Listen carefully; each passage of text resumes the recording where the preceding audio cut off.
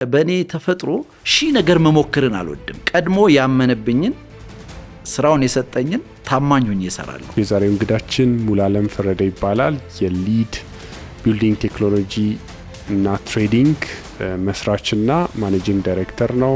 አድ 0 ሴንት ምንም ሴቪንግ የለም። ይሄ ቢዝነሱ ራን ለማድረግ ኦኬ። ንግድ ፍቃድ ተመዝግቤያለሁ፣ ንግድ ፍቃድ አውጥቻለሁ። ግን ናቲንግ በጣም በአስገራሚ ሁኔታ የትግራይ ማስ ሚዲያን ኤክስተርናል ኢንሱሌሽኑንም የውስጥ አኮስቲክ ሲስተሙንም በቆንጆ ሁኔታ አጠናቀቅኩ ማለት ነው። ዊዝ 0 ስታርትአፕ ካፒታል። የኢትዮጵያ ኮንስትራክሽን ኢንዱስትሪ ገና ሰፊ ነው፣ ገና ረጅም መንገድ ነው እና ፋይናንሻሊ ኢኩፕመንት ዋይዝ፣ ማን ፓወር ዋይዝ፣ ማኔጅመንት ዋይዝ ራሳችንን ከዛ ጋር አላይን ማድረግ ያለብን ይመስለኛል። ብቸኛ ኢትዮጵያ ካምፓኒ ነው የአትሌቲክስ ትራክ በመስራት በእኔ ፕሪንሲፕል ሁሌ ታማኝነት ቦታ አለው። የሰው ነው ብዬ ስራውን አንደርማይን አድርጌ ወይም ትንሽ ቦታ ሰጥቼው ሰርቼ አላውቅም። የሰው ኃይል ችግር የለብንም ብዬ ነው የማምነው። ኢትዮጵያውያን በጣም ኳሊፋይድ የሆኑ መሀንዲሶች አሉ፣ ዲፕ ኤክስፒሪየንስ ያላቸው፣ ሃርድ ወርኪንግ ናቸው። የማኒፋክቸሪንግ ላይን ሰፋ ብሎ ብዙ ሰዎች ተቀጥሮበት ሁሌ ኢምፖርት ከማድረግ እዚሁ ማኒፋክቸር እያረኩኝ ለብዙ ሰዎች በቀላሉ መድረስ እፈልጋለሁ። ያንን ማሸጋገር ነው ፈልገው።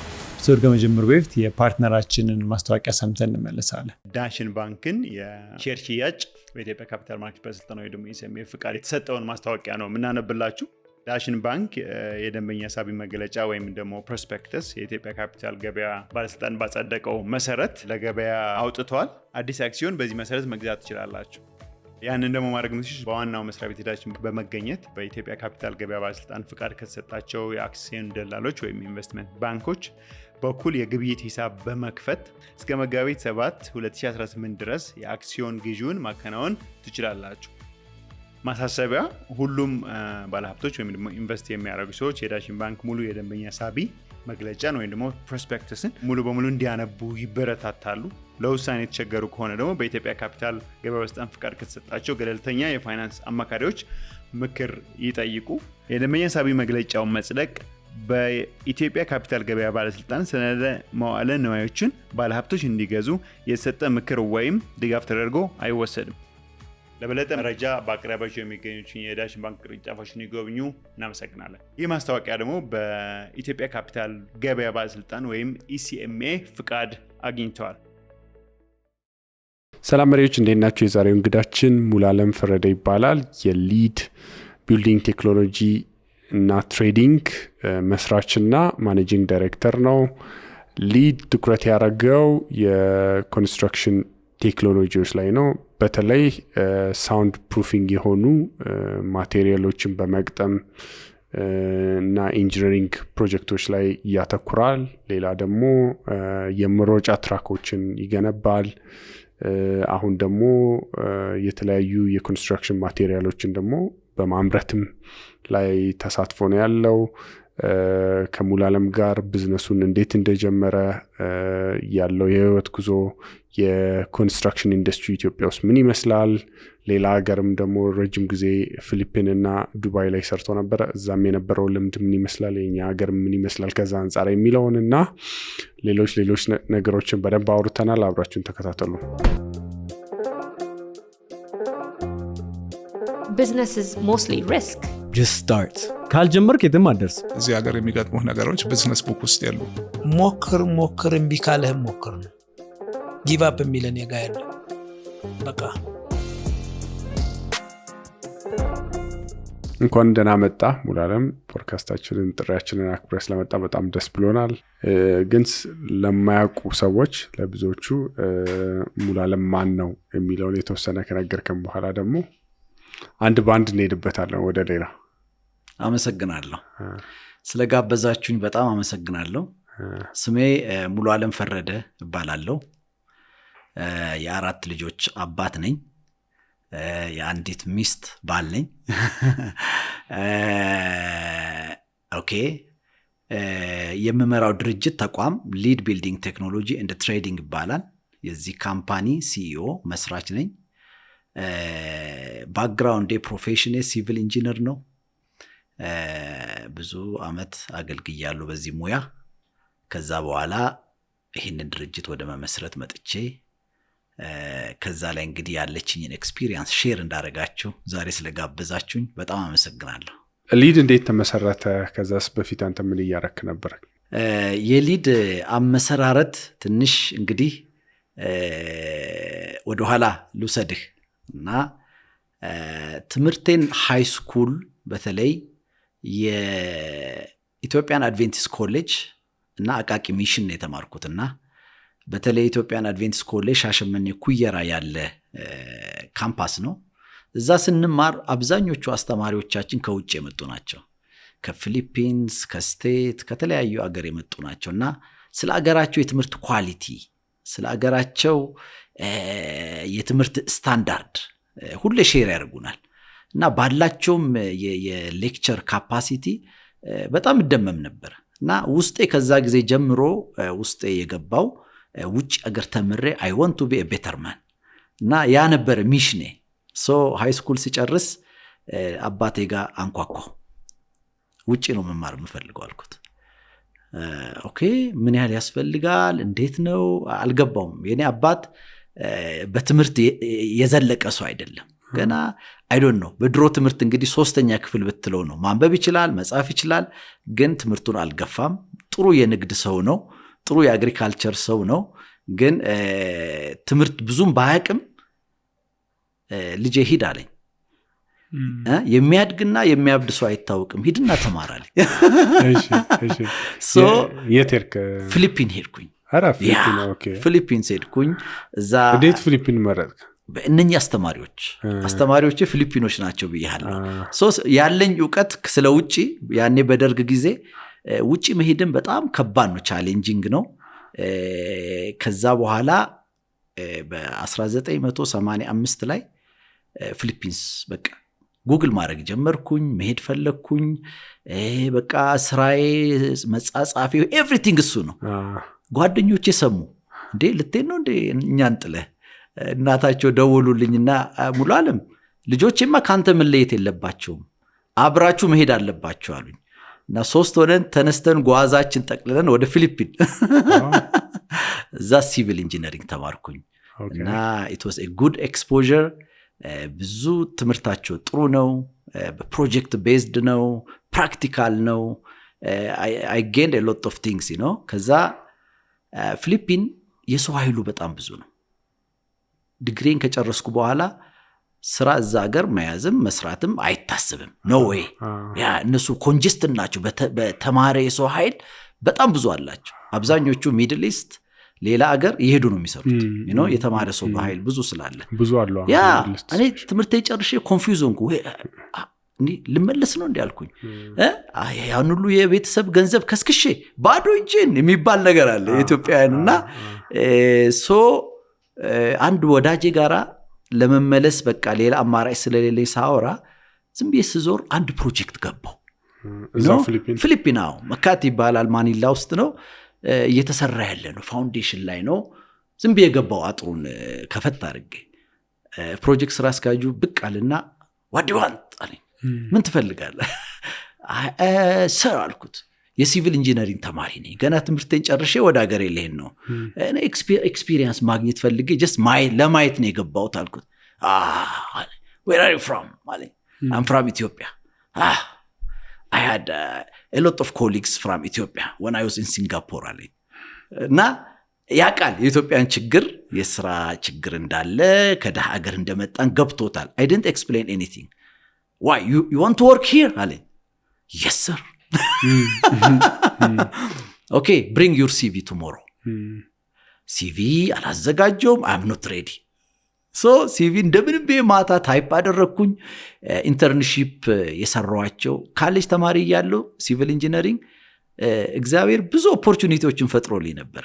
ተማሪ ያለው ገና የብሪጅ ኤስቲሜሽን፣ ኳንቲቲ ኤስቲሜሽን ፓርት ታይም የሚያሰሩኝ ሰዎች ነበሩ። በጣም በችግር ነው የተማርኩትና ይዤ ሄድኳትም ካሽ የተወስኖ ጢነፍ እሷን ፓርት ታይም እየሰራው ምናምን የተማርኳቸው ሰዎች እሱን አስገባው።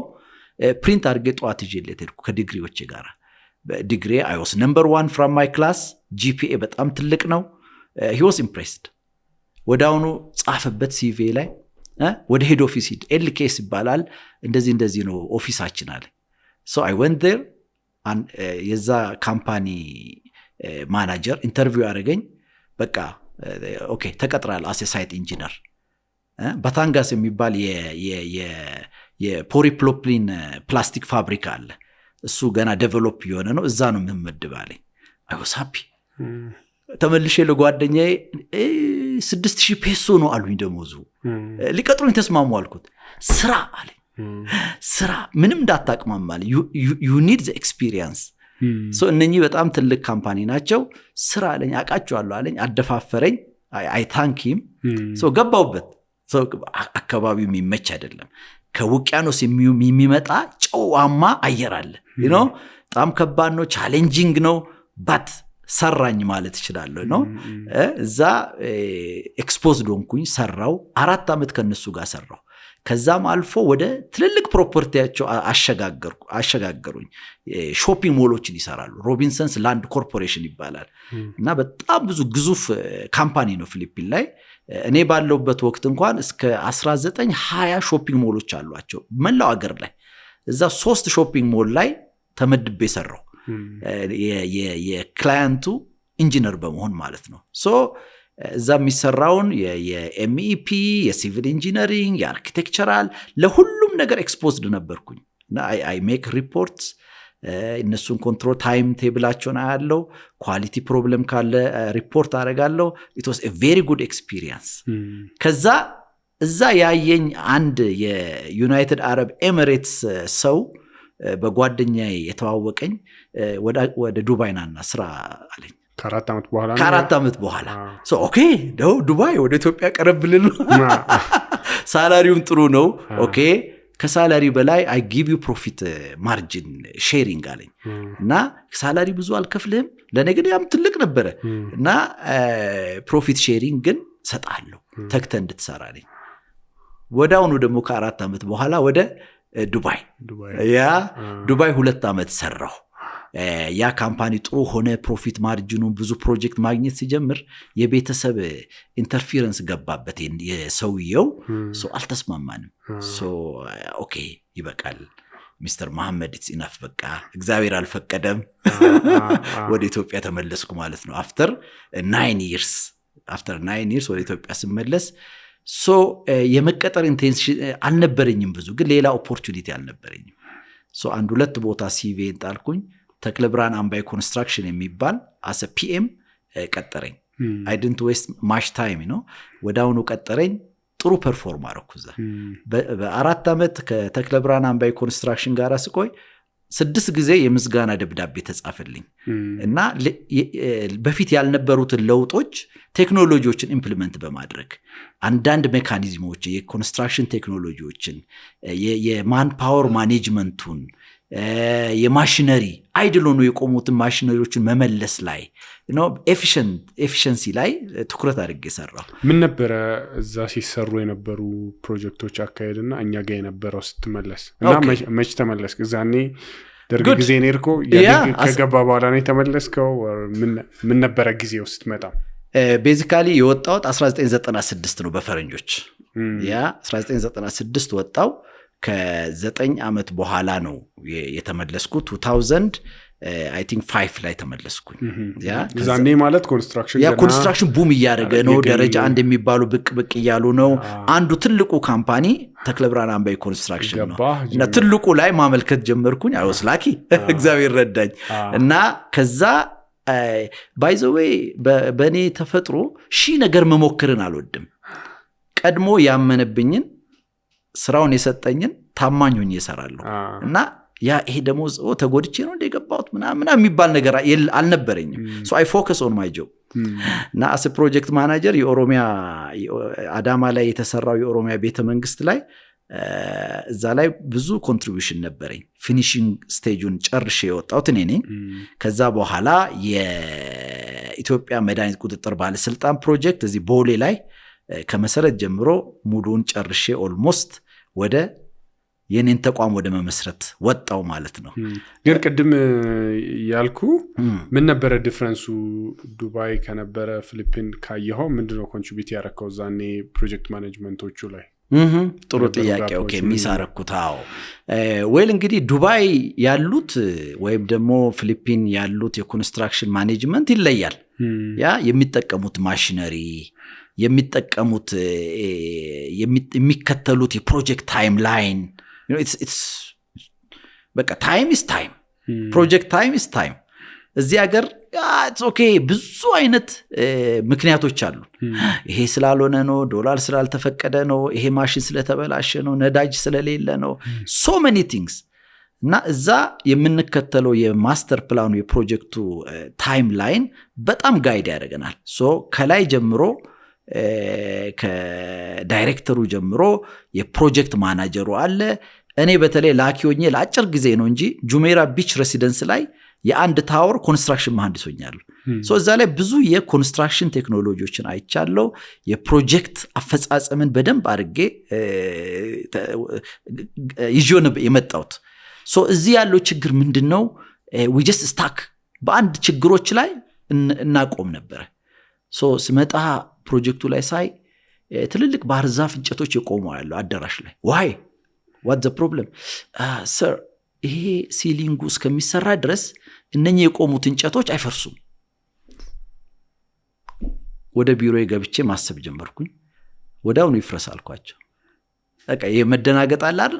ገና እኮ ኮርኒሱ አልተሰራም፣ ገና ከውጭው አልመጣም እኮ እቃው። ችግር የለም ይፍረስ።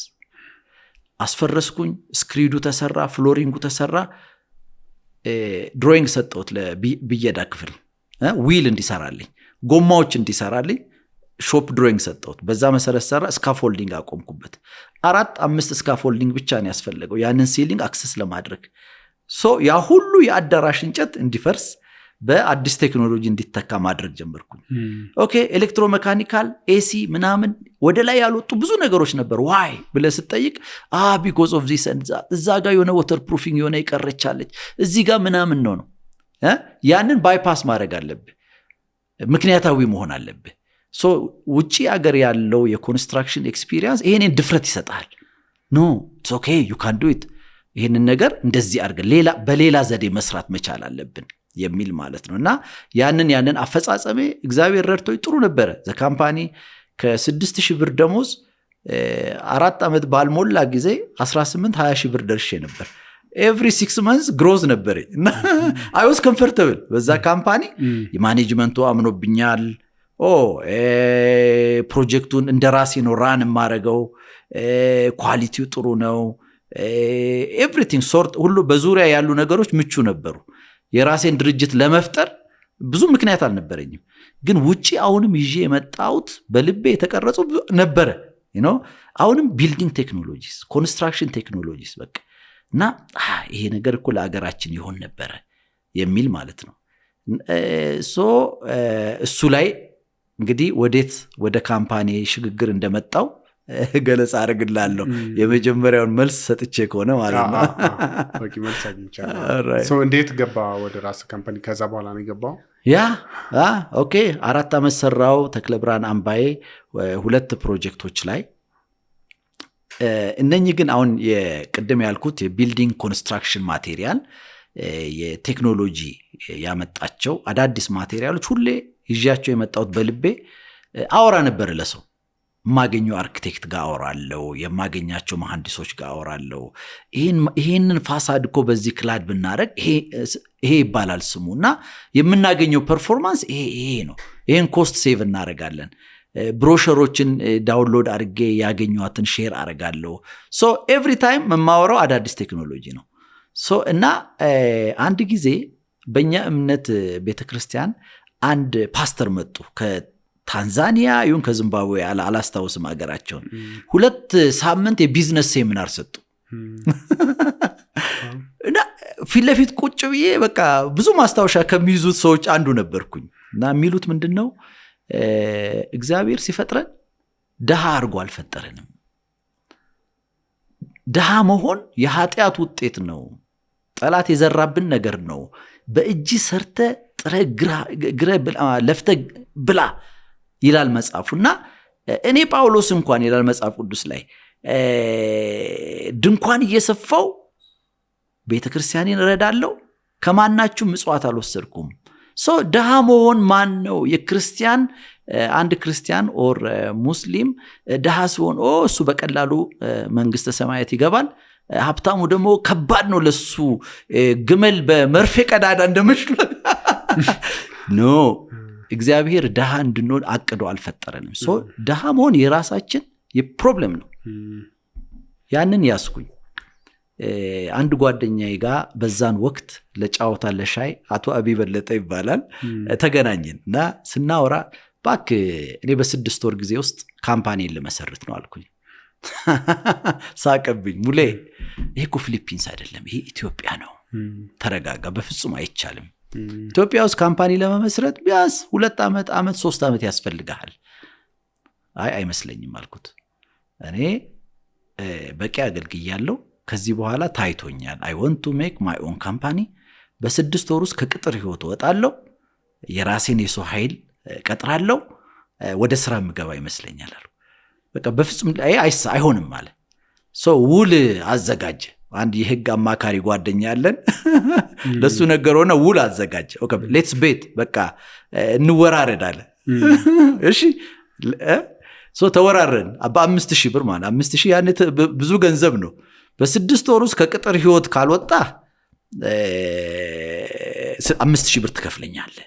የራስን ድርጅት ደግሞ መስርተህ ሰራተኛ ከስር ቀጥረህ ማሰራት ደግሞ ከቻልክ 5000 ብር ሰጣለሁ። ኦኬ እነሱም ምስክር ሆኑ፣ ተፈራረምን ማለት ነው። I start my job። እንግዲህ ከየት እንደሚጀምር አላውቅም፣ ግን እንደነገርኩ ቅድም every time እነኝን ፕሮፌሽናሎች ሳይ የማወራቸው ነገሮች አሉ፣ የሆኑ ፕሮዳክቶች አሉ፣ የሆነ ኮንስትራክሽን ቴክኖሎጂ ውጤቶች አሉ። እና አንድ ቀን ወደ ቤቴ ድራይቭ እያረኩ ማታ ላይ ስልክ ተደወለልኝ። አቶ ሙሉ ዓለም የሚል። አቤት አሁነኝ። ከዚህ ከመቀሌ ከትግራይ ማስ ሚዲያ ነው የምደውልልህ። የሆነ ፕሮዳክት አንተ ጋር አላሉ፣ ታውቀዋለህ አሉ፣ EIFS ይባላል አለኝ። ኦኬ ቆይ አንድ ጊዜ አልኩና ዳር ያስኩኝ። መስታወቶቼ በደንብ ዘጋው፣ ንፋስ እንኳን እንዳይገባ። የስልኬን ቀዳዳ ማዳመጫ በደንብ አድርጌ ልክ ነህ ወንድሜ ሙሉ ዓለም እባላለሁ፣ EIFS ኤክስተርናል ኢንሱሌሽን ፊኒሽ ሲስተም አውቀዋለሁ፣ ስራውን መስራት እችላለሁ አልኩኝ። ጥሩ ታዲያ እንዴት አላወቁም ካምፓኒዎች፣ ኮንትራክተሮቹ፣ ስራ ተቋራጩ? በቃ ስልክ ለስራ ተቋራጩ ሰጠዋለሁ፣ ይደውልልሃል። ደወሉልኝ የስ አልኩኝ። ቢሮ እንድመጣ ጋበዙኝ። ከዛ በፊት ግን ቢሮውን መተን ማየት እንፈልጋለን አሉኝ። በእኔ ፕሪንሲፕል ሁሌ ታማኝነት ቦታ አለው። ነገርኳቸው። ማይ ዲርስ እኔ ምንም ቢሮ የለኝም፣ ገና ስታርታፕ ላይ ነኝ። ቢሮዬ የመድኃኒት ቁጥጥር ባለስልጣን ፕሮጀክት የፕሮጀክት ቢሮ ውስጥ ነው የምሰራው። እየሰራው ነው። እዛ ገና አልወጣውም። ኦኬ ከዛ መጡ 2 ነው ሰርቬይ ሊያደርጉኝ።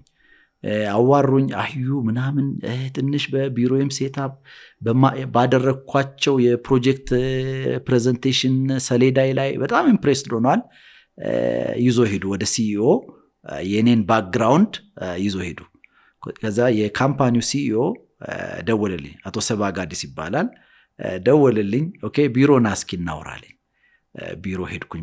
ከ1-2 ቀን በኋላ ሙሉ ዓለም ባክግራውንድን አጥንተናል፣ ገና ድርጅትም የለህም፣ ስራውን ግን መስራት እንደምትችል ስብዕና ይነግረናል።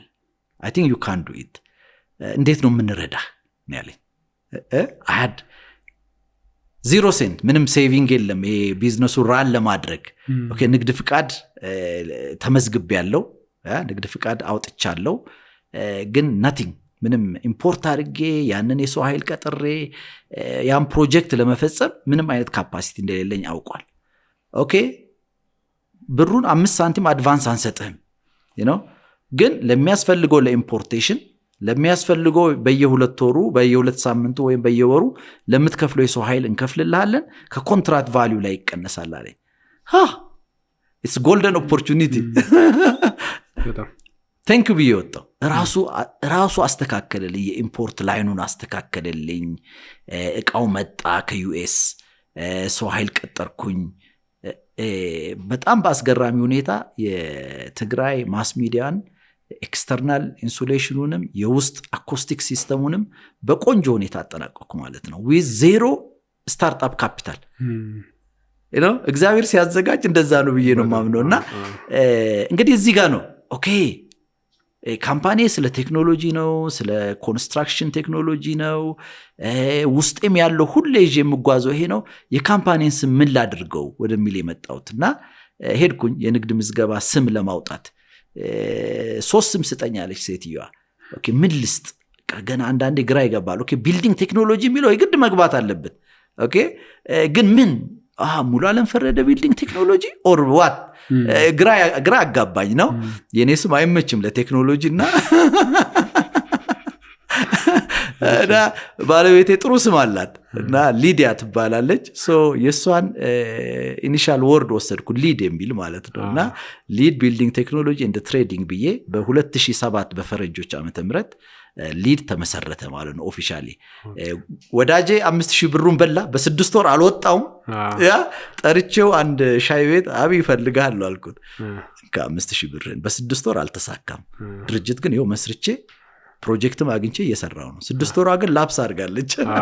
ቆይተህ ወጣ? ያ ቆይቼ አረካክቤ ሰው ተተክቶ ያንን ሁሉ አሳውቄ ፕሮፐርሊ እነሱም ትንሽ ቆይ በቃ እኛም ሰው እስከምናገኝ አንተም እስከምትደራጅ እየሰራ የራስንም እየሰራ የኛንም እየሰራልን ቆይልን አሉ። እና ይህ ሁሉ ጥሩ ሪሌሽንሺፕ ነበረን። ማኔጅመንቱ ትረስት ያደረገኝ ነበር። በዚህ ሁኔታ ነው ሊድ ቢልዲንግ ቴክኖሎጂ የተቋቋመው። ኤፒሶዱ ይቀጥላል። የፓርትነራችን ማስታወቂያ ሰምተን እንመለሳለን። Today with this episode we are introducing you with our partners at the private sector development in Ethiopia project. It is implemented by GIZ, the German Development Cooperation Agency, on behalf of the German government since 2020. The private sector development in Ethiopia project has supported MSMEs and startups, including in post-conflict areas, to create jobs and drive long-term economic growth.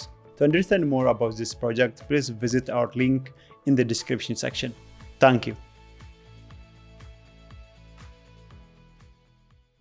አንዳንዴ ለሰው ስትሰራ ብዙ ጊዜ እንደዚህ ቢሆን እንደዚህ ማናጅ ቢደረግ ኖሮ ጥሩ ነበር እንደዚህ እና የራስን ስትጀምር ነው ፉሊ ሚንስ ላይ ስራውን የምትረዳው። እዛኔ አክቹዋሊ እዛ ካምፓኒ ሲሆን የነበረው ነገር ለዚህ ነው ያልካቸው ነገሮች አሉ። ወደ አንተ በደንብ በዲቴል ከመምጣታቸው ሌላ ሰው ሲመራው ቢዝነስ እና አንተ ከታች ሆነ ስትሰራ ሁሌ ፊድባኮች አሉ። እኔ በሆነ እንዲያደርገዋለሁ እንደዚህ ለምን አልሆነም የሚሉ ሐሳቦች አሉ። የራስ ሲሆን ግን አንዳንዴ ትረዳዋለህ። በፊት ለካ እዛ ካምፓኒ ውስጥ ሰራቸው የነበሩ ካምፓኒዎች ላይ እንደዚህ አይነት ውሳኔዎች ኦር እንደዚህ አይነት አወቃቀሮች የነበሩት ኦር አካሄዶች የነበሩት አሁን አንደርስታንድ አደርጋለሁ የምትላቸው ነገሮች አሉ። ያ ቤዚካሊ ምንድነው እኔ የሚያቁኝም የሚመሰክሩት የሰው ነው ብዬ ስራውን አንደርማይን አድርጌ ወይም ትንሽ ቦታ ሰጥቼው ሰርቼ አላውቅም። እዛ ድርጅት እያለው ከራሴ በላይ ነው የምሰራው። አሁን ለራሴ ከምሰራው በላይ ነበር የምሰራው። ሪስፖንሲቢሊቲ መሸከም ወይም ሰው ኃላፊነት ሲሰጠኝ I really feel it, you know? እና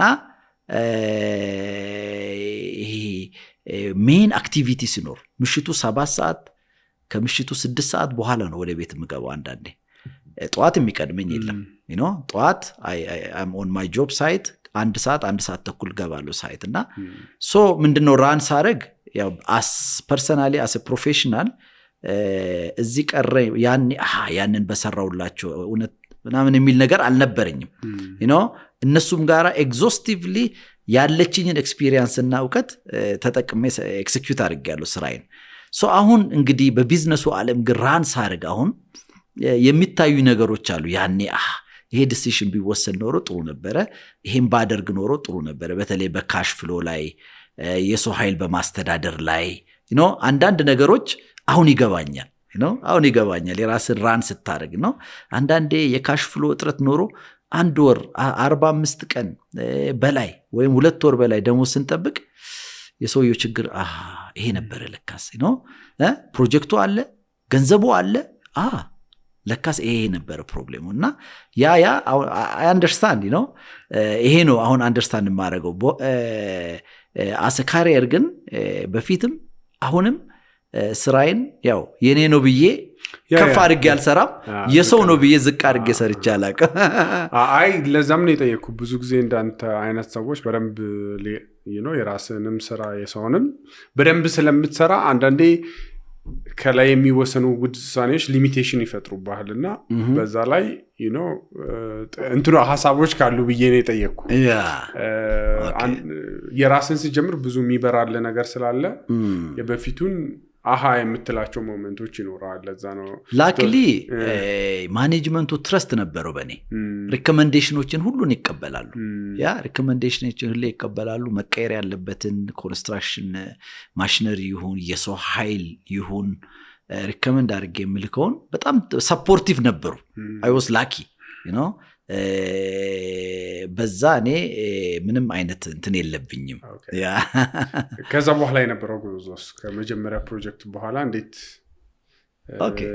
ሰራተኞች ቀጠርክ ሌላ ቀጣይ ፕሮጀክቶች መውሰድ ጀመርክ እንዴት ሆነ ምን ነበር ኢምፖርታንት የነበሩ ማይልስቶኖች ካምፓኒው ላይ ጉድ ይህን ካምፓኒ ሳዋቅር ማይ ኤክስፐርቲ የኔ ይዤ የመጣቸው የኮንስትራክሽን የቢልዲንግ ማቴሪያል ቴክኖሎጂ ውጤቶች በተለይ በሳውንድ ፕሩፊንግ ላይ በሳውንድ ኢንሱሌሽን በአኮስቲክ ሲስተም ላይ በዛ ላይ ቤዝድ ያደረገ ካምፓኒ ነው የመሰረትኩት ያቺ የመጀመሪያዋ አስፈነጠረችኝ ማለት እችላለሁ ጥሩ ፐርፎርም አድርጌ ፕሮጀክቱን በጥሩ ጊዜ መጨረሴ ለሌሎች በር ከፈተች ብዬ አምናለሁ እና ከዛ በኋላ ቢሮዬን ተከራየው ገርጂ አካባቢ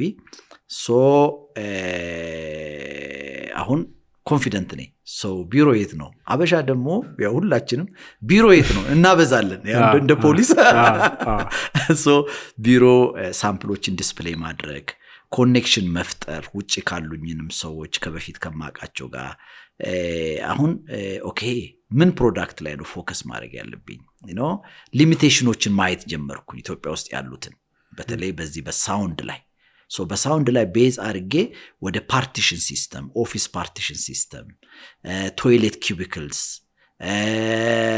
ሌሎች የአኮስቲክ ፕሮዳክት በተለይ ለስቱዲዮ ለቴሌቪዥን ጣቢያዎች ቲቪ ስቱዲዮስ ሚቲንግ ሆል እዛ ላይ አኮስቲክ ፕሮዳክቶችን ሞር እዛ ላይ ካፒታላይዝ ማድረግ ጀመርኩኝ እና ክፍተቶች ነበሩ ኦፍ ኮርስ እና አብዛኛው ኮንትራክተር ማን ነው የሚሰራለን ይሄንን የሚል ስፔሲፊኬሽኑን ያዩታል ሪኳየርመንቱን ያዩታል በጣም ተቸግሮ ይሰሩ ነበር እነኚህን እቃዎች ስራዎች ከትልልቅ ኮንትራክተሮች ከሰብ ኮንትራት እየወሰድኩኝ ኤክሲኪዩት ማድረግ ጀመርኩ የሰው ኃይሌን ቤዚካሊ አብዛኛውን ኢንጂነሪንግ ራሴ ነበር የምሰራው ኤስቲሜሽኑን ኢንስታሌሽን ሜቶዶሎጂውን ዲቴይሎቹን ድሮይንጎቹን ፕሮፖዛል ራሴ ሆኖ ሰርቼ ሰሚት ማድረገው አይ ዋዝ ኦንሊ ኢንጂነር በኋላ ስራው እየሰፋ ሲመጣ I had to hire mechanical engineer ቀጠርኩኝ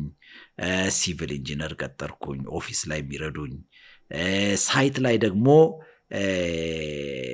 ሳይት ላይ በፊት ሲሰሩ ያዩኋቸው ጥሩ ፐርፎርም የሚያደርጉትን ፐርሰናሊ እየደወልኩኝ ሪክሩት ማድረግ ጀመርኩ የሰው ኃይሌ እየተደራጀ እየተጠናከረ መጣ ማለት ነውና ከዛ እንግዲህ ከአኮስቲክ ከሳውንድ ፕሩፊንግ ተነስቶ ወደ ፍሎሪንግ ገባን related to acoustic also ወደ ካርፔት ወደ ቪናይል ከዛ በኋላ ወደ አትሌቲክስ ትራክ ገባን ማለት ነውና እየሰፋ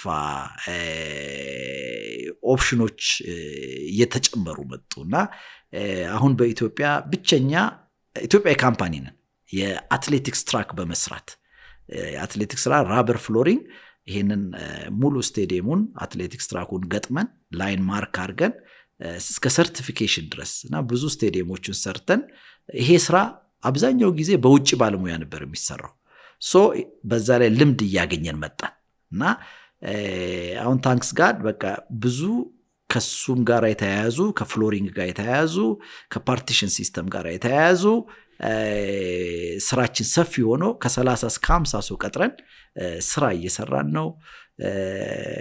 እየሰፋ እየተደራጀ የመጣ ካምፓኒ ነው። እግዚአብሔር ይመስገን። በጣም ደስ ይላል። ምንድነው በጣም እንደ ምሳሌ ማንሳት የምትፈልጋቸው ፕሮጀክቶች ከሰራውባቸው የምትለው? እንደ ምሳሌ ማንሳት የምፈልጋቸው ፕሮጀክቶች በጣም ቻሌንጂንግ ፕሮጀክት አንዱ የሰመራ ስቴዲየም ነው። ሰመራ አፋር ውስጥ ነው ያለው እና ሙቀቱ ኤክስትሪም ነው። በወቅቱ ደግሞ ይህን ፕሮጀክት ስንሰራ ቻሌንጅ ነው። ቻሌንጁ ምንድነው? የሰሜን ጦርነት የነበረበት ጊዜ ነው። ልክ ራኒንግ ትራኩን አንጥፈን ጨርሰን ላይን ማርክ ሳናረግ ጦርነት ተቀሰቀሰ። I had to stop እና የተወሰነ ጊዜ ቆመ። ከዛ በኋላ ይህን ላይን ማርኪንግ ሪፖርት አዘጋጅቶ ለአይደብልኤፍ ሪፖርት የሚያደርግ ባለሙያ ከእንግሊዝ ሀገር ማምጣት ነበረብኝ። ጻፍኩለት እና የፕሮጀክት እርጀንት ነው ፕሊዝ ካም እንደዚህ ኤቭሪ ፔመንት አዘጋጀውለት። ከዛ ኖ አፋሪስ ሬድ ዞን አለኝ። አይ ካን ትራቭል ዩኬ ገቨርንመንት ይከለክላል አለኝ። ኖ ችግር የለውም አልኩት። ችግር የለውም ዊ ትራቭል ሴፍ በቃ ትረስት ሚ። ሌላ ፕሮጀክት አሰላይ አብረን ሰርተናል ላይ እንትንን ሪስክ አላደርግም ብዬ ቻሌንጅ አድርጌ አመጣሁት ነው። አምኖኝ መጣ። ብዙ ፕሮጀክት ከኔ ጋር ስለሰራ የሰሜን ጦርነት እያለቀ ፍላይት አልነበረም። በመኪና ነበር ልንጓዝ ያሰብነው እና ሪስክ ኃይለኛ ሪስክ አለው። ግን I'm a good risk taker ካልወጣው እንደማልሰራው አውቃለሁ። እና መኪና አዘጋጅቼ ምን ብዬ በቃ ትራቭል ልናረግ ስንል አውሮፕላን ጀመረ። በአውሮፕላን ሄድን፣ ያንን ሰርተን ጨርሰን መጣንና በዛ ሰዓት በዛ የቻሌንጂንግ ኤንቫይሮንመንት ስራውን ሰርቼ መምጣቴ በጣም ይደንቀኛል ለራሴ ማለት ነው። እና ያን ቻሌንጅ ተቀብያለሁ። እና ሌሎች ፕሮጀክቶች ደግሞ ቅድም እንዳልኩ የአማራ ማስ ሚዲያ፣ የትግራይ ማስ ሚዲያ፣ ኢቲቪ ውስጥ ደግሞ ወደ 6 ስቱዲዮዎችን ሌሎች ብዙ ስቱዲዮዎች በእኛ ነው የተገነቡትና በሳውንድ ፕሩፊንግ በአኮስቲክ ሲስተም ብዙ ፕሮጀክቶችን ከዛ በኋላ እንግዲህ ወደ 120 ፕሮጀክቶችን ተመሳሳይ ስራዎችን ሰርተን አስረክበናል። ለአገራችን ልማት ኮንትሪቢዩት እያደረግን ነው ብዬ አምናለሁ። በጣም ደስ ይላል። እንግዲህ ብዙ አይተሃል ማለት አሁን ደግሞ ከመጣም በኋላ ብዙ የኮንስትራክሽን ኢንዱስትሪውን በአጠቃላይ ያየ ነውና እስካሁን ያለው ምን ይመስላል? ከዚህም በኋላ ምን አይነት ኦፖርቹኒቲዎች ምን አይነት ቻሌንጆች አሉት ኢንዱስትሪው በአንተ እይታ? አሁን ያለው የኮንስትራክሽን ኢንዱስትሪ ሪሊ ኦፖርቹኒቲ በጣም ሰፊ ነው። ስራዎች ሰፊ ናቸው። አዳዲስ ፕሮጀክቶች በየጊዜው ይወጣሉ። ቻሌንጃቸውም ከፍ ያለ ነው፣ እንደ በፊቱ አይደለም ነው። ኮምፕሌክሲቲያቸው ከፍ ያለ ነው። አይ ቲንክ ራሳችን ዝግጁ ማድረግ ያለብን ይመስለኛል። ዝግጅት ያንሰናል። በምናገኘው የካምፓኒ እድገቶች ማሽነሪ፣ የሰው ኃይል፣ የማኔጅመንት ስታይል ከፍ ወዳለ ቦታ ማምጣትና ከኢንተርናሽናል ካምፓኒስ ጋር ኮምፒት ማድረግ ያለብን ይመስለኛል። እና አሁን አብዛኛው ያለው ትሬንድ እንደምታውቀው ትልልቅ ፕሮጀክቶች በቻይኒሽ በተለያየ የውጭ ተቋም የሚሰራበት ወቅት ነው። ለምን? ያ ኤክስፒሪየንስ ስለሚጎለን ነው። ቤዚካሊ መንግስትም ቢሆን የግሉም ተቋም ወዶ አይደለም። ፋስት ኩዊክ ዴሊቨሪ፣ ጉድ ኳሊቲ፣ ኮስት ኢፌክቲቭ የሆነ ስራ መሰራት ያለበት ስለሆነ ታይሙ በረዘመ ቁጥር ኮስቱም እየበዛ ሄዳል። እና ያንን ሽሽት አብዛኛው ፕሮጀክቶች ወደ እነኚህ የውጭ ኮንትራክተሮች እየተሰጠ ነው። እና ቻሌንጁ ከበፊቱ ከፍ ያለ ነው። ኮምፒቲሽኑ ከማን ጋር ነው? በፊት ከአገር ውስጥ ኮንትራክተሮች ጋር፣ አሁን ከውጭ ድርጅቶች ጋር ነው። የኛም ስኮፕ ራሱ እነኚህ የውጭ ካምፓኒዎች እየሰሩት ነው። አሁን በፊት it's only me አኮስቲክ የሚችለው እኔ ብቻ ነኝ፣ አትሌቲክስ ትራክ we are good sound proofing ምናምን የምንለው they are doing it። ራሴን የተሻለ አድርጌ ጥሩ ዴሊቨር ማድረግ፣ በካምፓኒ ውስጥ ትረስት መፍጠር፣ ጽናት ሊኖረን ደግሞ ይገባል በእያንዳንዱ በምንሰራው ነገር። እና ያ ከተጨመረበት አይ ቲንክ የኢትዮጵያ ግሮዝ የኢትዮጵያ ኮንስትራክሽን ኢንዱስትሪ ገና ሰፊ ነው፣ ገና ረጅም መንገድ ነውና በየጊዜው ከመንግስት የሚወጡት ትልልቅ ፕሮጀክቶች ንድፎች የኛ ሼር 10-15% እንኳን ቢሆን የኢትዮጵያውያን ኮንትራክተሮች ማለት ነው በጣም ብዙ ነው። ሶ ፋይናንሻሊ ኢኩዊፕመንት ዋይዝ ማን ፓወር ዋይዝ ማኔጅመንት ዋይዝ ራሳችንን ከዛ ጋር አላይን ማድረግ ያለብን ይመስለኛል። ምንድነው ግን ትልቁ የኢትዮጵያ ካምፓኒዎች ማርኬት ሼሩን እንዳይዙ የሚያደርጋቸው አሁን ያነሳቸው ነጥቦች ናቸው አብዛኛው? ያ በሾርት ተርም ነገሮች ፔኖች ቶሎ ጊቭ አፕ የምናደርግ ይመስለኛል። በተለይ ትንሽ ፔመንት ዲሌይ ካደረገች ፕሮጀክቱንም እናቆማለን። ካፓሲቲ የሚጎለን ይመስለኛል። ፕሮጀክት አፈጻጸማችን ዲሌይ ሉክ አት ቻይኒስ ኮንትራክተርስ ባይከፈላቸውም they keep on moving ፕሮጀክቱን ስትራክቸር ከሆነ ስትራክቸሩን ለመጨረስ ወደ ኋላ አይሉ በቃ ፌዝ ባይ ፌዝ ነው የሚሰሩት እና እዳውን ከስተመሩ ላይ ክላይንቱ ላይ ይጨምራሉ እንጂ ፔመንትን ቢዘገይ ካፓሲቲ ስላላቸው ስፕሪንት ያደርጋሉ። ፊኒሺንግ ከሆነ ፊኒሺንጉን ለመጨረስ ወደ ኋላ አይሉ ኢንተሪም ፔመንታቸው አንዴ ሁለቴ ስለዘገየ ማለት ነው እና ፋይናንሻል ካፓሲቲ ኮንትራክተሮቻችን ይቸገራሉ። እሱ ላይ ትንሽ ገንዘብ ከተያዘባቸው ወደ ኋላ ይመቅረት እሱ ላይ ካስተካከልን ኢትዮጵያውያን በጣም ኳሊፋይድ የሆኑ መሐንዲሶች አሉ፣ ዲፕ ኤክስፒሪየንስ ያላቸው ሃርድ ወርኪንግ ናቸው ሰራተኞቹ እና የሰው ኃይል ችግር የለብንም ብዬ ነው የማምነው። አይተነዋል። አሁን ባለውም የኢንፍራስትራክቸር የፋሲሊቲ ልማቶች አሁን ያሉት ነገሮች ፍጥነቱን አይተናል። በደንብ ስኩዊዝ አድርገን ጨምቀን ከያዝ ሰዎች በደንብ እየሰሩ ነው። ከነኚህ የኢንተርናሽናል ካምፓኒ ጋር ኮምፒት ማድረግ የምንችለው ፋይናንሻል አቅማችንን በደንብ በማጠንከር ሰፖርት ደግሞ ከፋይናንሻል ኢንስቲትዩሽን ነው። ቅድም ስንጫወት ነበር ባንኮች ምን ያህል ሰፖርት ያደርጓቸዋል ዊዛውት ኮላተራል ዊዛውት ዋስትና አንድም ብር ኢንጀክት አያደርጉም ባንኮች እና እነኚህን ኮንትራክተሮች አፈጻጸማቸውን ፕሮፊታቢሊቲያቸውን እያዩ ቶሎ ቢደግፉ አይ ቲንክ እኔ እንጃ ሲሲሲሲ ከቻይና ካምፓኒ ከቻይና አገር ሲበደር ኮላተራል ምናምን አስይዞ አይመስለኝም። እኔ ዝም ብዬ ስገምት ዚያር ግዙፍ ካምፓኒ ሰርቶ እንደሚያመጣ ያውቃሉ፣ በሆነ ተርምስ ያበድራሉ። ይሄ ፋሲሊቲ ቢመቻች አይ ቲንክ ትልልቅ ካምፓኒዎች አሉ በጣም ፖቴንሻል ያላቸው እና ብዙ ነገር መስራት የምንችል ይመስለኛል። በቴክኖሎጂው ዘርፍስ እኔ ራሱ ከማየው እየተሻሻለ ይመስለኛል። ድሮ የሚገነባበት መንገድና አሁን ያለበት መንገድ ግንባታዎችና ባለፉት 20 ዓመታት ምን ያህል ገፍተናል፣ ምን ያህልስ ደግሞ ተጨማሪ ቴክኖሎጂ አሁንም ዓለም ላይ ደረሰውን መጠቀም አለብን ብለህ ታስባለህ? በኮንስትራክሽኑ ሴክተር ከቴክኖሎጂ ፈቀቅ ማለት አንችልም። ኤአይ ፈጥኖ እየመጣብን ነው። እኛ ባንፈልጎም እየገፋ ከገበያ ያስወጣናል። ያ ኮንስትራክሽን ማኔጅመንት በል ፕሮጀክት ማኔጅመንት ላይ በል ኤአይስ በቃ እንትን እየመጣብን ነው። የአገራችን ስራ ተቋራጮች እኛም ደግሞ እንደ ንዑስ ስራ ተቋራጭ የምንሰራ በተለያየ ፕሮጀክት ላይ የምንሳተፍ ቴክኖሎጂ መጠቀም የግድ ነው። ኢኩዊፕመንትስ የሰው ኃይሎቻችንን ማሰልጠን አንዳንድ ሶፍትዌሮችን መጠቀም ኢኔቪተብል በቃ የማይቀር ጉዳይ ነው እና ሁሌ አናሎግ ሆነን ማኑዋል ሆነን እንደ ድሮ አጀንዳ ላይ ወጪዎቻችን ዘርዝረን የምንደምርበት ጊዜ አይደለም እና ፕሮፐርሊ ቴክኖሎጂዎችን በደንብ መጠቀም ያስፈልጋል። እኔ ያኔ ከውጪ ስመጣ ኮንክሪት ፓምፕ እንኳን አልነበረም። አሁን በየቦታው ፈልቶ ያለው ኤቭሪ ኮንትራክተር ባቺንግ ፕላንት የሌለው የለም። በጣም ብዙዎቹ አላቸው። ቴክኖሎጂ ነው እኔም እንደ እንትን ያየሁት ድሮ በጣም ብዙ ጊዜ የሚፈጅ የሚል ስራ አሁን በጣም ባጭር ጊዜ yes ኮንክሪት ፓምፕ እንኳን እና እንዳውም አንድ ጓደኛዬ ኮንክሪት ፓምፕ ባየ ቁጥር ሙሌ ኮንክሪት ፓምፕ ያለኝ ነው የሚያልፈው።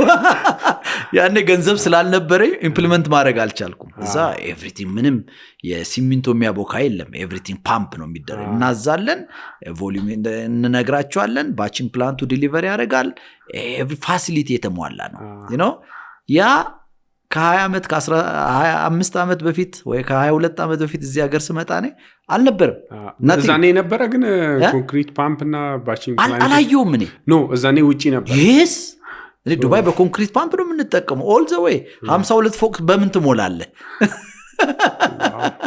የመጣው እኛ ጋር አሁን ስንት ጊዜ ሆነዋል ኢትዮጵያ ከመጣ? ኤግዛክት ታይሙን አላውቀውም፣ ግን በጣም አሁን ብዙ ካምፓኒዎች የኮንክሪት እጥረት የለብንም። በቃ አንዱ አድቫንቴጅ ወይም ደግሞ ትልቅ ሰዎች ወደ ቴክኖሎጂ አጠቃቀም ስካፎልዲንግ እኔ ነኝ ያስተዋወቅኩት። ስካፎልዲንግ የእንጨት ነበር አብዛኛው። 10 ለሚሆኑ ኮንትራክተሮች ስካፎልዲንግ ሸጫለሁ ያኔ ስለ ካምፓኒስ መሰረት ማለት ነው። እና በቃ ማኑዋል ይዤ እየሄድኩ ይህን ተጠቀም በ2 በ3 ፕሮጀክት ገንዘቡን ታስመልሳለህ።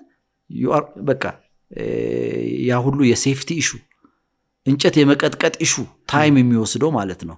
ሶ ቤተር ዩዝ ስካፎልዲንግ። አሁን ስካፎልዲንግ የማይጠቀም ትንንሽ ካምፓኒ ካልሆነ በስተቀር አብዛኛው ይጠቀማል።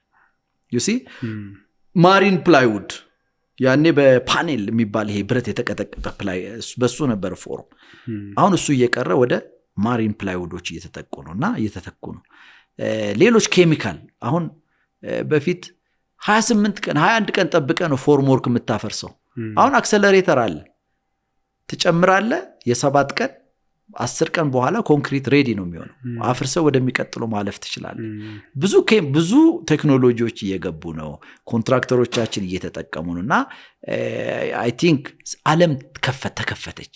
እንደ በፊቱ ክሎዝድ አይደለም። ፒፕል ትራቭል ኢንተርኔት አለ፣ ሰው ትራቭል ያደርጋል። yes ወደ ቴክኖሎጂ ትራንስፈሩ በአጭር ጊዜ ይሆናል። 10 ዓመት መጠበቅ የለብንም። ድሮ ኤግዚቢሽን ሄደን ካታሎግ ብሮሸር ተሸክመን ነበር የምንመጣው። አንድ ሙሉ ሻንጣችን ካታሎግ ነው። ቻይና ኤግዚቢሽን ስንሄድ ወይ በዋማ ጀርመን ኤግዚቢሽን ስንሄድ ሙሉ ካርቶን ብሮሸር ነው። ኢንተርኔት ውስጥ ከዚህም የለም። በሱ እያሳየን ነበር ለኮንትራክተሮቻችን የምናስረዳ። አሁን ኢትስ ኤቭሪቲንግ በአንድ ፕላትፎርም ነው ያለውና ሰዎች ኤክስፖዝድ ሆነዋል። የቴክኖሎጂ ወደ ኢትዮጵያ የመግባት ችግር ምንም የለም። የመጠቀም ችግር ካለ አይ ቲንክ ኤቭሪባዲ አዌር ነው ብዬ አስባለሁ። ያሉ ቴክኖሎጂዎች ግን ግሎባሊ አሁን እኛ እየተጠቀምናቸው ያሉ ነው አሉ በጣም ክሪቲካል የሆኑ ኮንስትራክሽን ኢንዱስትሪ ላይ አብዛኛውን እየተጠቀምን ነው ብዬ ነው የማስበው። ያው የሚቀሩ ነገሮች አሉ። ፎር ኤግዛምፕል አሁንም ቅድም ያልኩት የስካፎልዲንግ ያልኩ ነገሮች ላይ አሉ። ፎር ኤግዛምፕል ሰርኩላር ኮለን የሆነ ነገር እዚሁ ነው አናጺው ሲቀጠቅጥ የሚውለው 6 ሜትር ሰርኩላር ኮለን ፍሮንት ፋሳድ ላይ ያሉ 3-4 ኮለኖችን ለመስራት it takes time። ጥሩ ሰርፌስ አይመጣም፣ ፕላምድ አይደለም። ያንን ሲለስኑ ምን ሲሉ ብዙ ጊዜ ነው የሚፈጀው። ሞጁላር የሆኑ ሞልድድ የሆኑ ኦልሬዲ በሳይዛቸው አሁን ብዙ ፎርምወርኮች እየመጡ ነው። ያንን ኢንቨስት አድርጎ ገንዘብ ቶሎ የማምጣት አምጥቶ አንድ አይቶ እኮ እዚህ መሰራት ይችላል። ብዙ አስቸጋሪ አይደለም። አእምሮን መክፈት ነው በቃ። አሁን ጉግል እንዳልከው it shows you everything። እና እኛ ምንድነው በካምፓኒያችን ቴክኖሎጂያችን ያመጣ ነው ወይም አኮስቲክ ሲስተም፣ ሳውንድ ፕሩፊንግ፣ ሌላው ካምፓኒ ቀማን፣ ኮምፒቲተር መጣ ምናም ብለን ምንደብቆ ነገር የለም። ኮምፒቲተር ሲመጣ ለኛ ኦፖርቹኒቲ ነው። እቃውን ያስተዋውቅልናል፣ ማርኬት ሼራችን ይሰፋል። ሶ ፎርምወርክ ስናመጣ ያኔ ስካፎልዲንግ ስናመጣ ፓርቲሽን ሲስተም ስናመጣ ሌሎችም የሚሰሩ አሉ። አሁን ኢትስ ጉድ። አገሪቱ ስራ ተቋራጮች እየተጠቀሙ ነው፣ ለኛም ማርኬት እየተደረገ ነው። እና ጉግል ሲያደርጉ ሊድ ያገኛሉ፣ ይደውላሉ፣ ዊ ሰፕላይ ዘም። ያ አንድ እንግዳም ይመጣል አይ ቲንክ ፎርምወርክ የሚያመርት ማስታወሰው። ኢምፖርትስ እንዴት ታየዋለህ? ምን ያህሉ ፐርሰንት ነው አሁን ኮንስትራክሽን ላይ ያሉ እቃዎች ኢምፖርት የሚሆኑት? እና የእናንተም አሁን ስፔሻላይዝ እያደረገ ፕሮዳክት ነውና እንዴት ታየዋለህ የኢምፖርት ኢንጌጅመንቱን? እናንተን አሁን ኢምፖርተርም ናችሁ ኢንጂነርም ናችሁ አይደል? ድርጅታችን ኢምፖርቲንግ ይሰራል። ያው ኢምፖርት የምናደርገው የእኛን እቃዎች አብዛኛው ከውጭ እያመጣን ነበር ምን ገጥማቸው እነኚህ አኮስቲክ ሲስተም ኢንሱሌሽን ማቴሪያል ፓርቲሽን ሲስተም ኢቭን ጀነሬተር ፓወር ጀነሬተሮችን አብዛኛውን ኢምፖርት አሁን ተሻሽሏል እግዚአብሔር ይመስገን ተሻሽሏል እና ድሮ የዶላር ጥበቃ የዶላር ሃንቲንግ ራሱን የቻለ ስራ ነው you can't manage በቃ ያ ፕሮጀክቱን የሚያሰራው የኮርፖሬሽን ወይ ካምፓኒ ሰፖርት እንዲያደርግ ትፈልጋል በቃ ዶላር ማግኘት በቃ ሎተሪ እንደወጣልን ነው የምትቆጥረው አሁን ይሄን 2 አመት ሪሊ ነስታክ አድርጌ አላቅም እግዚአብሔር ይመስገን ፕሮጀክት ካገኘው ለዛ ሪሌቫንት የሆነ እቃ ለማምጣት በሪዘነብል ታይም ባንኮች ዶላር ይፈቅዱልናል ያ አሁን የተከፈተ ጥሩ እድል ነው ኢምፖርቴሽን ቀላል የሆነ ይመስለኛልና አሁን ካምፓኒያችን ደግነቱ ግን ኢምፖርት ከማድረግ አልፎ እዚሁ ማምረት ጀምረናል አሁን የአኮስቲክ ፕሮዳክቶችን ድሮ 100% ከውጭ ነው የምናመጣው አሁን እዚሁ ማኒፋክቸር እያደረግን ነው ሌሎች ስራዎችን ተያያዥ ነገሮችን እዚሁ ማኒፋክቸር you know አንዳንዴ እጦቱ ዶላር የለም ሲባል ሰው ሁሉ ወደ ኢምፖርት ነው የሚያስበው አሁን ዶላር አለ ሲባል ሰው ወደ ማኒፋክቸሪንግም እየገባ ነው you know እንደ ልጅ እኮ የለም ይሄ ነገር የለም አይሰጥም ሲባል ሞር ትጓጓለ you know ሪስኩም ትልቅ ነው ማለት ፋብሪካ ከፍቶ የጥሬ ዕቃውን ደግሞ በዶላር ማምጣት ካቃተው በጣም ብዙ ሰው ቀጥሯል ያ ኢምፖርት የሚያደርግ ከሆነ ግን አንድ ዋን ታይም ነው የዌራውስ ሰው ነው ያለው የማለቴ ፋብሪካና የ3 ሰውና የ100 የ200 ሰው ሊውነት ነው ያንን ለማምረትና አጠብቆ ግን ለመሸጥ ሪስኩ እሱ ይመስለኛል አሁን ሰውም እንዲገባ ያረጋ ያለው because ቋሚ ዶላር ካለው ምንም ፋብሪካም ከፍቶ ይሰራል ግን ቋሚ ካልሆነ ሪስክ ነው እሱም ሰው ቀጥሮ ብዙ ፋብሪካ ተዘግቷል በተለይ ሾርቴጁ የመጣ ጊዜ ያ እውነትን እሱ አይ ቲንክ በጣም ኢንካሬጅ አድርጎናል ብዬ አስባለሁ ዶላሩ አቬሌብል መሆኑ ሶ ትረስት ታረጋለህ ገበያውን ትረስት ማርክ ባንኩን ትረስት ታረጋለህ ኢኮኖሚውን ትረስት ታረጋለህ ሰዎች ፋብሪካ ወደ መስራት ማኒፋክቸር በሚችሉት አቅም እዚሁ ማኒፋክቸር ወደ ማድረግ እስከመቼ ኢምፖርት አደርጋለሁ የሚል ቻሌንጅ ውስጥ እየገቡ ጥሩ ውጤት ያለ ይመስለኛልና እኛም የዛ ውጤት ነው ብዬ አስባለሁ አሁን ኦሬዲ ጀምራችኋል ምን ያህል ጊዜ ሆናችሁ 2 አመት ሆነን ዋው 2 አመት ሆነን ምኑ ነው አብዛኛውን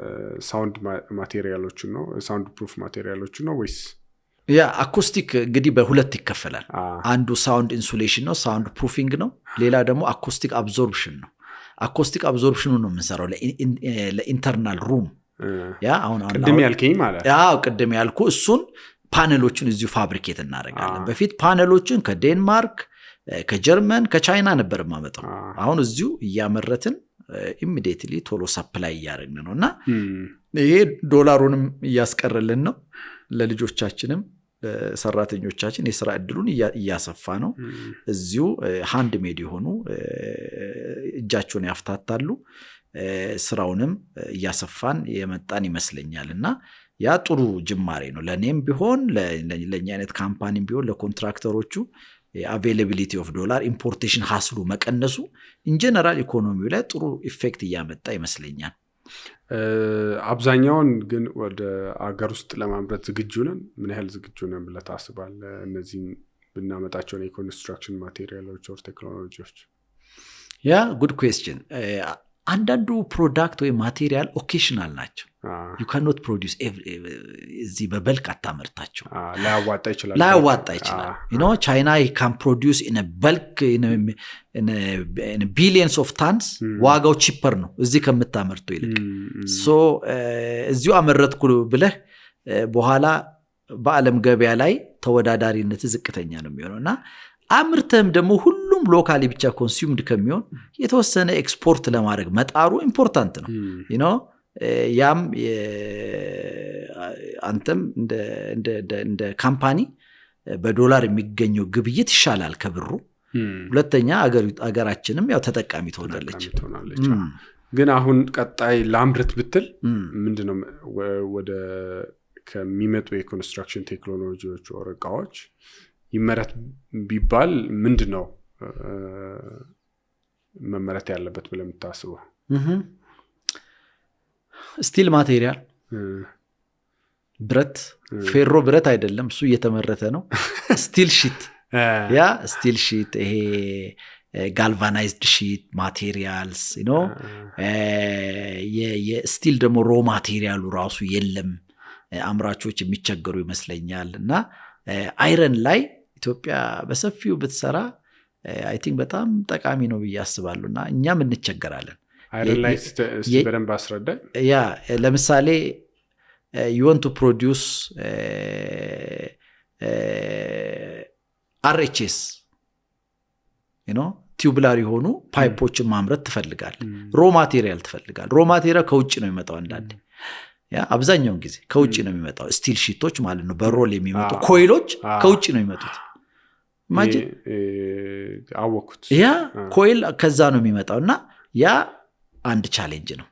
ያ ፌሮ ምርቶች ምናምን ተጀምሯል፣ ጥሩ ነው። ግን አሁንም ፒሌቶቹ ከዛ ከውጭ የሚመጡ ይመስለኛል። እኔ እሱ ኢንዱስትሪ ውስጥ ባልኖርም ማለት ነው።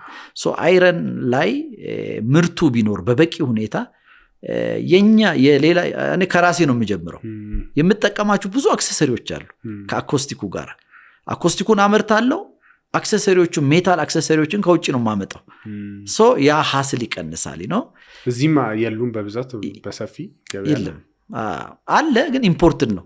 it is the same you import or they import still it's imported material እና ሁሌ አይገኝልህም። አንዳንዴ ደግሞ በምትፈልገው ኳሊቲ ማሽን በሚቀበለው ኳሊቲ ላታገኝ ትችላለህ። እና ኮንስትራክሽኑ እየሰፋ በሄደ ቁጥር ስቲል ፕሮዳክት ኢትዮጵያ ውስጥ በጣም የሚያስፈልግ ይመስለኛል። ምን ያህል ሰራተኞች አሉ? እኛ እንደየፕሮጀክቱ ነው። ሶ ቋሚ 30 አለን ፊክስ ኤቭሪ ታይም ፔሮላችን ላይ ያሉ 30 አለን። ፕሮጀክቱ ደግሞ አሁን ለምሳሌ ወላይታ ሶዶ ሄደን ስንሰራ፣ አሰላ ሄደን ስንሰራ ወይም አሶሳ ሄደን ስንሰራ ሰዎች እንጨምራለን። ጊዜያዊ ሰራተኞች ናቸው። እነሱ ደግሞ ከ20 እስከ 30 ይሆናሉ። የኢንጂነሪንግ የኮንስትራክሽን ስራ አብዛኛው ኮንትራክት ስራዎች ብዙ አሉ። እንደ ፕሮጀክት ስለሚሆን ማለት ነው። እንደ ፕሮጀክት ስለሚሆን ፕሮጀክት ብዛት ግን አሁን እስካሁን በመጣበት ሰዎችን እንዴት ነው የምትቀጥረው? ምንድነው የምታየው? ጥሩ ጥያቄ ነው። እኔ ከስተማይዝ ነው ማድረገው። ያ ሰራተኛ ስንፈልግ በሚዲያ ላይ ፓብሊሽ እናደርጋለን። በኢንሃውስ ነው ምንቀጥረው። I want to talk to people ሰውየውን እንትን ማወቅ ፈልጋለሁ። ከሚሰጠኝ የሙያ ኮንትሪቢዩሽን በላይ ምንድነው አላማው? ፊውቸሩ ምን ይመስላል? ይሄ ያንግ ጀነሬሽን እና ለኢንተርቪው የመጣው ድርጅታችን ውስጥ ቢሰራ ምን ያህል ቤኔፊት ይሆናል? ቪዥኑን ማየት ፈልጋለሁ። ታማኝነቱን ቪዥኑን ማየት ፈልጋለሁ። እና የኔ የኤምፕሎይመንት ስትራቴጂ ኢንዱስትሪያላይዝድ አይደለም። ይሄ ኮሜርሻላይዝድ አይደለም ልበለው፣ ከስተማይዝድ ነው። ሶ ፓብሊሽ እናደርጋለን። ኦፍ ኮርስ ሲቪያቸውን እንቀበላለን፣ ስክሪን እናደርጋለን። ለኢንተርቪው የምንጠራቸውን ሰዎች አሁን አንተ እንደምታይም ፌስ ቱ ፌስ በደንብ ሹር ሆኜ ብዙ የስራ እድልን ባንፈጥር 30-40 ሰው ይኖረናል ሁሌ። እነሱን ሪፕሌስ ለማድረግ ተጨማሪ የሰው ኃይል ለመጨመር የምንጠቀማቸው ስትራቴጂ ይሄ ነው። እና ከመጡስ በኋላ እንዴት ሊያድጉ ይችላሉ? እንዴት ሰዎቹን በደንብ ታያቸዋለህ? ከመጡ በኋላ እኛ ድርጅት የሰሩ ልጆች ያመሰግኑናል። ሳማው ራሳቸውን ችሎ ይወጣሉ፣ ኤክስፒሪየንስ ወስዶ ይወጣሉ። ባገኙን ቁጥር መንገድ ላይ ኤኒዌር እንደ አባት አመስግኖን ነው የሚያልፉት። ብዙ ገንዘብ ባንከፍላቸውም በእነሱ ላይ ኢንቨስት እናደርጋለን። ትሬኒንግ፣ ሙያ ይዞ እንዲወጡ፣ ኮንፊደንስ እንዲኖራቸው። እኛ ድርጅት ብትመጣ ማናጀሮች ብዙ የሉም። እያንዳንዱ ሰው ሪስፖንሲቢሊቲውን አውቆ እንዲሰራ እናደርጋለን። ፕሮጀክት አሁን በዚህ ሰዓት ባሌ ላይ አለን፣ ሶዶ ወላይታ አለን። እነኛ የሄዱ ሰዎች ኃላፊነት ተሰጥቷቸው፣ ሮድ ማፕ ተሰጥቷቸው፣ ድሮይንግ ተሰጥቷቸው ነው የሚሄዱት። ለሱፐርቪዥን አልፎ አልፎ ብቅ እያል እናያቸዋለን። ስራቸውን ይሰራሉ። እንደ ባለቤትነት እንዲይዙ፣ እንደ ራሳቸው ስራ እንዲይዙ እናደርጋለን። እና ትረስት እንዲፈጠር በሰራተኛውና በማኔጅመንቱ መካከል ማለት ነው። እና አይ ቲንክ የኛ እንደ ትንሽ ፋሚሊ ነው ብዬ ነው የማስበው። አሴ ፋሚሊ ነው ትሪት የምናደርጋቸው። ሶሻሊ ኢንተራክት እንዲያደርጉ አልፎ አልፎ ጋዘር እናደርጋቸዋለን። ቫሊዩ ሼር እንዲያደርጉ በዚህ አይነት ዘዴ ነው ሃንድል የምናደርገው። አሰናብተህ ታውቃለህ ሰው? የስ እሱ ከባድ ነው። ያ አሰናብተን እናውቃለን። ፕሪንሲፕል ወዳለሁ ሳምሃው ያ እመክራለሁ፣ እገጽሳለሁ። ትንሽ በቃ ከመስመር እየወጣ ሚስቢሄቭ ሲያደርግ በቃ መቋቋም ያቅተኛል። እና ለማሰናበት እንግዲህ የሚወስደው ጊዜና ቻሌንጅ የሰው ኃይል ዝም ብለህ ተነስ ሂድ ማለት አትችልም። የሰው ልጅ እና ራሱ ስራ ይሆንብሃል። በቃ ያ ሂውማን ሪሶርስ ሎየር ጋራ ተነጋግረ ልጁን ቁጭ አድርገ ዋት ዘ ፕሮብለም ብለህ ፈተህ ማትጨርሰው ይሆናል። ሳትወድ የግድ ትሰነባበታለህ። ብዙ አይደለም አብዛኞቹ በራሳቸው በቃን 10 ዓመት ሰራን 7 ዓመት ሰራን ብሎ የራሳቸውን ህይወት ለመሞከር ይወጣሉና ብዙ ሰው አላሰናበትንም። ሪሊ ግን ያረግናቸው ነገሮች ግን ሁሌ በቃ እንደ ሰው መጨከን ያቅታል። ግን ደው ማድረግ አለብህ ለሌላው ሰው ከኋላ ላሉት ምሳሌ እንዲሆን ማለት ነው። አዎ ወደ ፋይናንስ እንመጣ። እንዴት ነው በተለይ ፕሮጀክት በጣም ካሽ ፍሎ ላይ ቤዝ ያደረገ ነውና እንዴት ነው ማኔጅ ብታረጉት ካሽ ፍሎ? በተለይ ካሽ ፍሎ ሾርቴጅ ሎት በቃ ኤቭሪ ታይም ነው የሚያጋጥመው። ምክንያቱም አሁን እኛ አንድ ስራ ስንሰራ የሚከፈለን አድቫንስ ፔመንት 20-30% ፕሮጀክቱን አያሰራም። ዩ ሪሊ ኒድ 7% ካላተረፍክ በስተቀር ያ ፕሮፊት ማርጂን የትም ማለፍ የለምና እንግዲህ ያላቸው ሊኖሩ ይችላሉ፣ እኛ ጋር የለም። ግን ምንድነው በቃ ያ ካሽ ፍሎ አሁን ፕሮብሌሙ ምንድነው? ፔመንት ጠብቀ ነው የምትሰራው። አንዳንዴ ይህን ያህል የተቀመጠ ብር የምትለው ነገር የለም። ፔመንቱን ትጠብቃለ፣ ትሰራለ፣ የምትቻለን ትሄዳለ። ከዛ ደግሞ ፔመንት ክትትል ደጅ ትጠናለ። ያ ራሱ ራሱን የቻለ ሀስል ነው። ግን የምትወጣው ነገር ነው። ቅድም ያልነው ነው እንግዲህ ባንኮቻችን ሁሌ ኮላተራል ምናምን ከሚሉ እንዳውም ባንኮች አሁን ተገላብጦሽ ሆነ። ዲፖዚት አምጣ ይለዋል። ዲፖዚትም አንተ ጋር ነው ያለው። ባንኩ እኮ አንተ ብሩን አምጣና ልስራበት ነው መሆን ያለበት። እዚህ ሀገር ሌላ ጥያቄ ነው የሚጠይቀው። ዲፖዚት 30 ደረሰብኝ ያለው ባንኩ ራሱ ነው። እንደዛ የሆነ መጣ። ያ ቀርቶ ፋይናንስ ላይ ባንኮቻችን እንሪችድ ቢሆኑ እንደዚህ የኮንስትራክሽን ሴክተሩን ማኒፋክቸሪንግ ሴክተሩን በደንብ ሰፖርት ቢያደርጉ አይ ቲንክ ብዙ ኦፖርቹኒቲ አለ። ወደኋላ የሚቀሩ ስራዎች ትንሽ ይሄዳሉ። የሚያጋጩ ከክላይንት ጋር እነኚህ ናቸው። ኦፍኮርስ አንድ የመንግስት ፕሮጀክት ስትሰራ ዛሬ ስራውን ሰርተህ ወዲያውኑ ብር የለም። ገና በጀት ሄዶ ጸድቆ ምን ብሎ ገና ከገንዘብ ሚኒስቴር እስከሚመጣ ጊዜ ይወስዳል። በዛ ጊዜ ውስጥ በቃ ችግር ውስጥ ትገባለህ። እንደዛ እያስታመምክ ነው የምትኖረው። በቃ እያስታመምክ እየታገስክ ፕሮጀክቶችን ትፈጽማለህ እንጂ ካሽ ፍሎ ኢዝ ኦልዌይስ ዜር።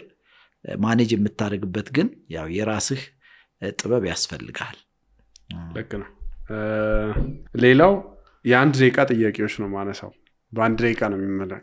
አንድ ደቂቃና ከአንድ ደቂቃ በታች በቢዝነስ ዓለም በጣም ደስተኛ የሆንክበት ቀን መች ነው? እቺን ካምፓኒ የመሰረትኩበት ቀን መጀመሪያ ወይስ ያ ስልክ የተደወለ ጊዜ ነው? yes አንተ መለስክልኝ። እየገመትኩ ነበር። አንድ ነገር አዘ ሊደር ማወቅ የነበረብኝ earlier ብለ or ቀደም ብዬ ማወቅ የነበረብኝ ብለ የምታስበው? ያ ቢዝነስ ዝም ብሎ በራሱ የሚፈስ ነገር እንዳልሆነ፣ ቻሌንጆች ማአት እንዳሉበት ቀደም ብሎ መዘጋጀት ኢምፖርታንት ነው። በጣም ቱ ማች ኦፕቲሚስቲክ ሆኖ መግባት አያስፈልግም። ሪስኩን አናላይዝ አድርጎ ያንን አውቄ መግባቱ ኢምፖርታንት ነው ብዬ አስባለሁ። አልፌዋለሁ ብዬ አስባለሁ። እሱ በጣም አሪፍ። ሌላው ሌላ ለሚመጡ ወጣት ቢዝነስ ሰዎች በተለይ ኮንስትራክሽን ኢንዱስትሪ ላይ ለሚገቡት ምን ምክር አለ? እኔ ለወጣቶች አንዳንድ ያው ወገኖቼ ይጠይቁኛል ምክር አልፎ አልፎ ምቀርባቸው እኔም የምሰጣቸው ምክር የእድል መስኮቶችን ጠብቅ ነው የምላቸው። ጠብቁ wait for the window of opportunity። ቁጭ ብለው ነው ወይስ እየሰሩ ሳይከፈት ዝም ብለህ አትውጣሉ አሉ። ከተከፈተ ግን ቶሎ ሾልከህ ውጣ። ያ በጣም ኢምፖርታንት ይመስለኛል። ወጣቱ ምን ይፈልጋል? ጽናት ይፈልጋል። በኢንዱስትሪ ውስጥ መታመንን ይፈልጋል አለበት እና በጥራት ደግሞ ማመን አለበት እና ይሄንን ሲያደርግ አይ ቲንክ ሰክሰስፉል ይሆናል። ምንድነው ከዚህ በፊት የሰራኸው ሚስቴክ እና የተማርክበት? የተማርኩባቸው አሉ ሚስቴኮችም አሉ። ኢምፖርት ስታረግ ያለው ቻሌንጅ፣ በፕሮጀክቶች ላይ ደግሞ ስራውን ቀድሜ ሳላይ ለቢዝነሱ ጓጉቼ የገባውባቸው አንዳንድ ስራዎች ቀድሜ ሳታየው ቪዚት ሳታረገው በቃ ብሩ ብዙ መስሎ ስለታየ የምትፈርማቸው ውሎች አሉ። ያ በጣም ከባድ ሪስክ የነበረበት ጊዜዎች አሉና ያንን እነኚህ ነገሮች የተማርኩባቸው አሉ። በጣም አሪፍ። ሌላው the best investment ኢንቨስት አድርጌያለሁ በቢዝነሴ ወይ በራሴ የምትለው ምንድነው? አሁን ጥሩ ኢንቨስትመንት ነው ብዬ ማነው እያረኩ ነው ብዬ ማስበው ገና አልጨረስኩትም። የነበረችኝን ማኒፋክቸሪንግ ፋሲሊቲ ከፍ ወዳለ ቦታ እያሳደኩ ነው፣ እየገነባው ነው ሌላ ፋብሪካና እሱን ሳይ ሁሌ ደስ ይለኛል። ማኒፋክቸሪንግ ላይ ኢንቨስት ያደረገው ማኒፋክቸሪንግ ላይ እና ለትውልድ የሚተላለፍ ስለሆነ ፕሮግሬሷን ሳይ ሁል ጊዜ ልቤ በደስታ ይሞቃል። ሌላው በቃ ተሰርቶ የሚያልፍ ነገር ነው። አንተ የምታምንበት ነገር ብዙ ሰዎች ላይ ስማሙበት የሚችሉ ነገር ምን አለ? በተለይ በስራ ዓለም ታማኝነትና በፕሪንሲፕል ላይ መቆም ኢምፖርታንት ነው ብዬ አስባለሁ።